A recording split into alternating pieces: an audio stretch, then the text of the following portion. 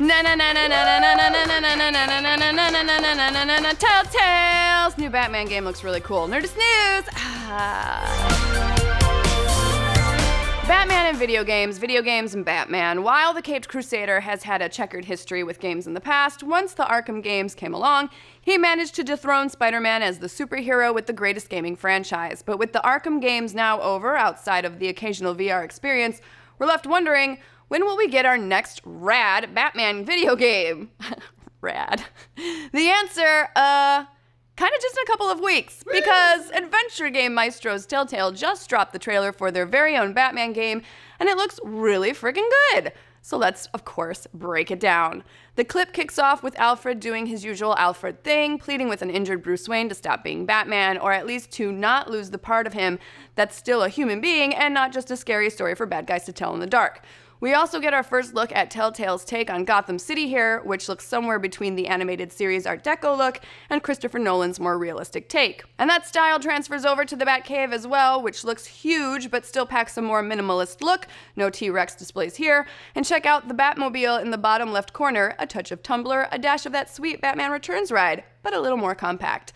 Next, we see Bruce Wayne approaching the Bat computer, which is fitting, as Telltale's claimed the game will work to make you feel like the world's greatest detective with a greater emphasis on investigation and deduction than combat, which makes sense since this is, after all, an adventure game. It's also fascinating that we don't get our first glimpse at Batman until 20 seconds in, and it's a brief flash. Telltale said that they aren't making a Batman game, they're making a Bruce Wayne game, and everything in this trailer implies that they weren't kidding. Bruce is front and center, and so is a whole lot of politics, but we will get to that in just a second.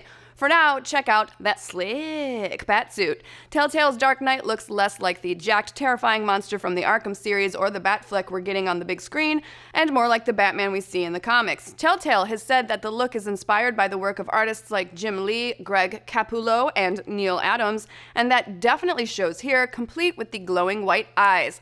But what's up with this construction sign that says future home of Thomas and Martha Wayne Memorial Hospital parked right in front of, we're assuming, Wayne Manor? Is Bruce converting his home into a hospital? Is he building one nearby? Is this a reference to Bruce turning Wayne Manor into an orphanage at the end of The Dark Knight Rises, which released 4 years ago today? Happy birthday, John Blake! Whatever it is, it will definitely play into the Gotham City politics this game seems to be leaning into, and Alfred's reminder that Batman can still do good as his Bruce Wayne persona. And then, finally, 30 seconds in, we get some bad guys, albeit some crossbones-looking goons, but still, the rogues are the best part of any Batman story, so we're psyched to see some. As these bad dudes rush what appears to be City Hall, you might notice a re-elect Mayor Hill sign behind them. Hamilton Hill was a corrupt-as-hell mayor with ties to organized crime in the comics, but he was portrayed as a pretty chill pro-Batman mayor in the animated series. Which way will the game go? Well, seeing as it looks like Batman is flying in from a sign that reads Harvey Dent for mayor, and organized crime very clearly plays a big part in the story, we wouldn't be surprised to find the future Two-Face running a doomed race against a corrupt Mayor Hill. And Dent all but confirms that for us himself at a benefit seemingly funded by Bruce Wayne. A vote to finally put your foot down and stop political corruption. Sounds like Harvey's feeling the burn. B-E-R-N. Nothing? Really? You guys wrote the joke? Though I wonder if he'll feel a different kind of burn at some point in the game. Like a facial burn. From acid. 'Cause Two-Face. Get it? Get it. And just as we meet love interest number one, reporter Vicki Vale, we're finally presented with some plot. It sounds like Bruce gets dragged into a complicated situation when the Falcone family targets Harvey Dent, basically cornering him into either taking their dirty money or losing the election. With Mr. Wayne serving as a major Dent believer, will he be able to keep Harvey's hands clean as Batman while helping him navigate seedy boardrooms as Bruce? Anyway, yada yada yada, some platitudes about what it means to be a Wayne, and boom, our first line of dialogue from Bruce himself. And do you guys recognize that voice? I haven't tried yet. If you said Kevin Conroy, you'd be wrong, sucker! Nope, Telltale's gone with Troy Baker, who happens to be the only person to voice Batman, Robin, and the Joker, also Two-Face, and he's done Superman before. He's very versatile.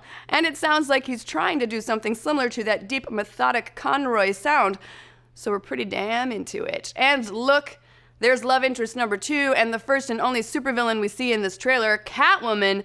Now, knowing this is a Telltale game, I can only assume we'll get to decide if Bruce winds up with Vicki or Selena Kyle, and honestly, is anybody going to pick a reporter over the world's greatest and also hottest thief?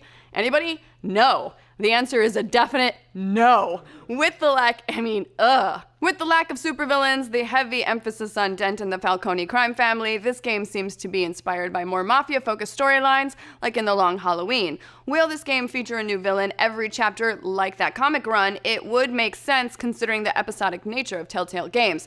As it wraps up, we get some cool bat gliding, a sweet bat landing, and finally we return to Bruce to really hammer home that this game is about the man behind the mask.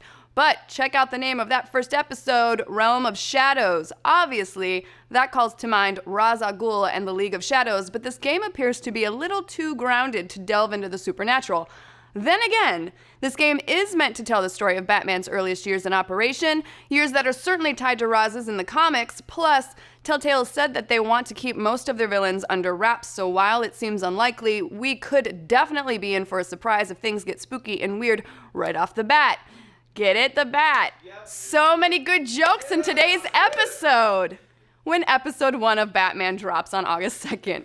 But what do you guys think? Does this look like the Batman game we deserve, the one we need right now? Are you missing that fantastical element that the Arkham games brought to the table? Or are you psyched to delve deeper into Bruce Wayne's broken brain? How are you celebrating the 4th anniversary of The Dark Knight Rises? Let's discuss.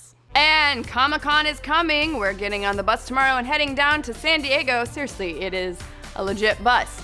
Field trip style.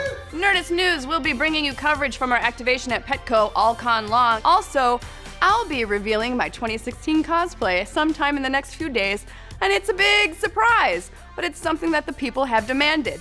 Demanded so many times. So much demand. Like all over. I'm pretty sure every video has a comment about it.